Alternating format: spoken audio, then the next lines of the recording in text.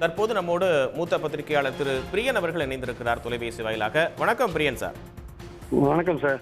தாவேக்காவினுடைய முதல்வர் வேட்பாளர் அப்படின்னு செயற்குழு கூட்டத்தில், அந்த கட்சியினுடைய செயற்குழு கூட்டத்தில் விஜய் அறிவிக்கப்பட்டிருக்கிறார். எப்படி பார்க்குறீங்க? களம் எப்படி இருக்க போகுது அப்படின்னு யூகிக்கிறீங்க?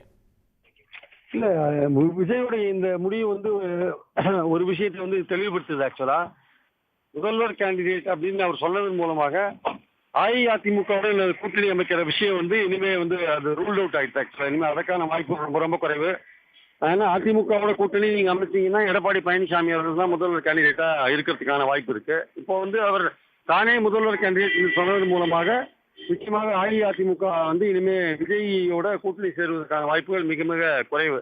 ரெண்டாவது வந்து தன் தலைமையில் கூட்டணி அப்படின்னு அவர் சொல்லும்பொழுது இன்னும் அன்டெஸ்டடா இருக்கு, அவருடைய பாப்புலாரிட்டி அன்டெஸ்டடா இருக்கு. ஸோ அவரை நம்பி எத்தனை கட்சிகள் வரப்போகிறது போன்ற விஷயங்கள், அவர் ஏற்கனவே அதிகாரத்தில் பங்களிப்பு என்ற ஒரு விஷயத்தை சொல்லிருக்கிறதுனால மற்ற இரு பெரிய கூட்டணிகளில் ஏதாவது அதிருப்தியான கட்சிகள் ஏதாவது வருமா என்கிற அந்த வாய்ப்புக்காக கூட இது போன்ற ஒரு நிலையை அவர் எடுத்திருக்கலாம். ஸோ அதனால வந்து பொறுத்து இருந்து பார்க்கணும். இந்த விஷயங்கள் வந்து விஜய் எடுத்திருக்கிற இந்த விஷயங்கள் இறுதியான முடிவா அல்லது தேர்தல் நெருக்கத்தில் சூழலுக்கு ஏற்ப ஏதாவது மாற்றத்தை உண்டாக்குமா என்பதை பொறுத்திருந்து பார்க்க வேண்டும். தற்சமயத்துக்கு ஒரு விஷயத்தை கிளியர் பண்ணிட்டார், அதிமுக பாஜக கூட்டணியில சேருவதற்கான வாய்ப்பில்லை என்பதை மட்டும் அவர் தெளிவுபடுத்தி விட்டார் என்பது என் கருத்து.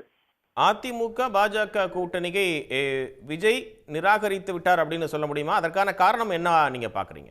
சொல்ல முடியாது. அரசியல்ல வந்து இந்த நிராகரிப்பு போன்ற விஷயங்கள்லாம் நிரந்தரமான அவருடைய நோக்கம் என்னன்னா, தற்சமயத்துக்கு அதிமுக பாஜக தவிர மற்ற சிறு சிறு கட்சிகள் இருக்கு இல்லையா, பல்வேறு 2 கூட்டணிகள்ல இருக்கிற கட்சிகள் இருக்குல்ல, கூட்டணியில் சேராத கட்சிகள் இருக்குல்ல, அந்த கட்சிகளுக்கான ஒரு தூண்டில் போல ஒரு விஷயத்த சொல்லியிருக்காரு. ஆக்சுவலா உடனுக்குடன் செய்திகளை தெரிந்து கொள்ள சன் நியூஸ் பெல் ஐகானை கிளிக் பண்ணுங்க.